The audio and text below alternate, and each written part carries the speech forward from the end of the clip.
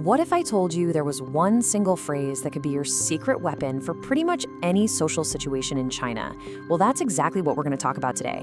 It's super powerful, and you absolutely need to know it.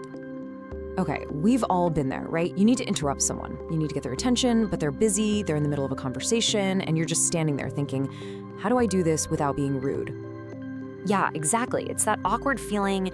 You don't want to be weird or rude. Well, guess what? We're about to solve that problem for you for good. So let's talk about these awkward moments. Where do they happen?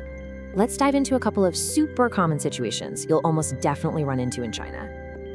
Okay, so picture this. You're in a store and you need help, but the only staff member you see is busy stocking shelves.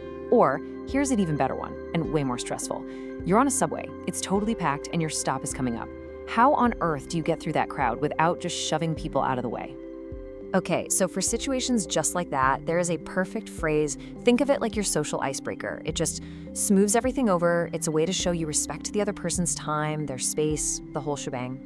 And here it is, the magic phrase, 不好意思. Seriously, this is gonna be your new best friend for any kind of polite interruption. It's the thing that saves you from all those awkward moments. All right, so you know what it is. Now let's make sure you can actually say it with confidence. We're gonna break down the pronunciation right now, nice and easy. Okay, so you see the characters right there. Let's look at the pronunciation, the pinyin, 不好意思. It basically means excuse me or sorry to bother you. Let's really get this down. Repeat after me, nice and slow. 不好意思. Good. Let's try it again, a little faster. 不好意思. Perfect. Awesome. You've got the pronunciation down. Now for the really important part. When do you actually use this thing? Let's put it into action.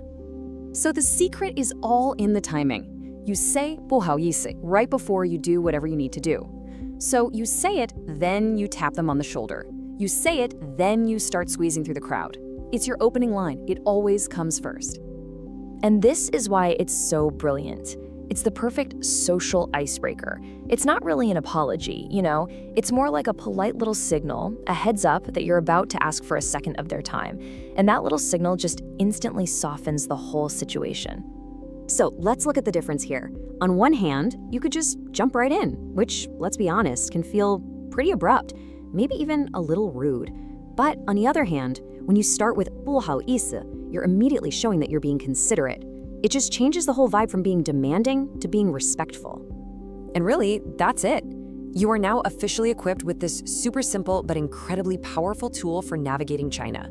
Trust me, this one little phrase is going to make a huge difference in your day-to-day interactions. So that about does it for this explainer. You've got the phrase, you know how to say it, you know when to use it. Now I want to hear from you. What other kind of tricky situations in China should we cover next? Is there another moment where you wish you had the perfect thing to say? Let me know.